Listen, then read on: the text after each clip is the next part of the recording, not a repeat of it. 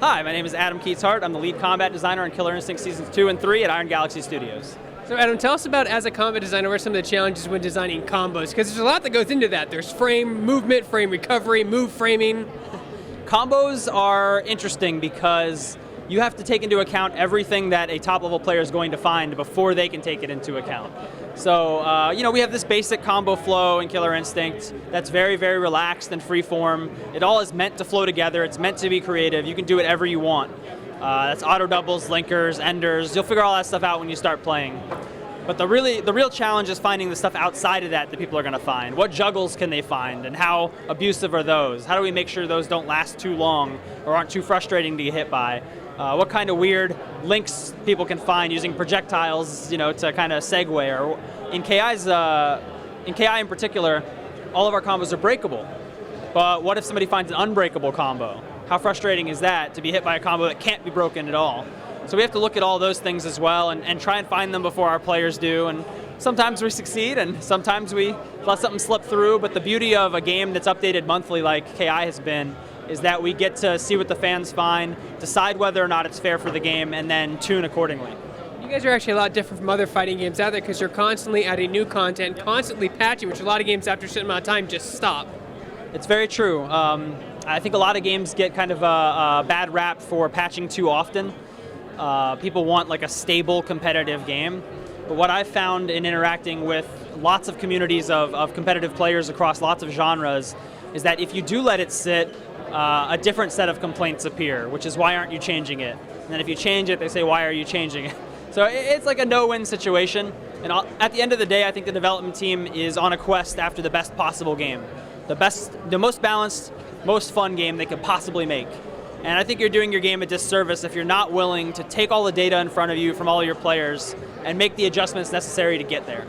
Now, I know it's early, but do you guys have plans for KI Debate EVO this year? KI has been confirmed at EVO this year, so we will be there. We have KI Cup was confirmed to be run again next year as well. KI Cup happened in January just recently. I'm wearing my KI Cup shirt. It was a year-long ranking league. Players played online and offline to earn points. They showed up, 32 of the best players showed up from all around the world and battled it out for $30,000. So it's pretty cool. A lot more of that this year.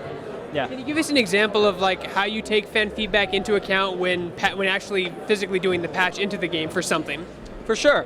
We're constantly reading the forums, but we're also constantly watching tournament footage, mid-level footage, low-level footage. We watch as much as we can.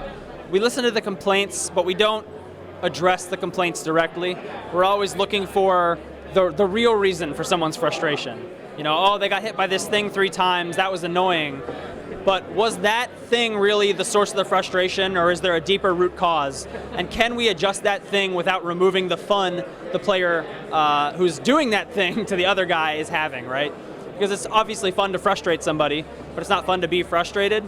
So you're always after this really delicate balance between letting someone be aggressive and control the other player without the player who's being hit being too upset about it. Now, a lot of fighting games have tiers of characters, obviously, but your tiers are they constantly are always changing. They're never locked in a set. We try not to make adjustments that are so big that they're going to really swap things around unless a brand new season starts. Like Season 3 launch is a huge shakeup. Totally no idea who's the best anymore. But we were really proud of how Season 2 turned out. Even the worst character in the game could still win a tournament. So we call those compressed tiers in the FGC, right? The best character, it's not that much better than the worst character. Everyone's just kind of clumped up. So you're on the inside, you're the lead combat designer, so who's the most broken character right now? Broken's a loaded word. In Season 2, Fulgor was probably the strongest. You didn't really see it because he's kind of hard to make work that well.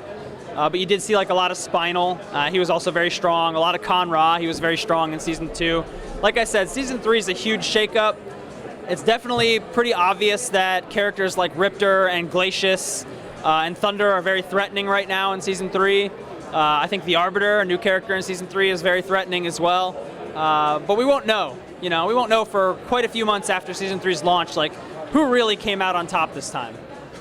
When does Season 3 launch? Season 3 will launch on March 29th, which is next month, and it's going to be on Windows 10 and Xbox One.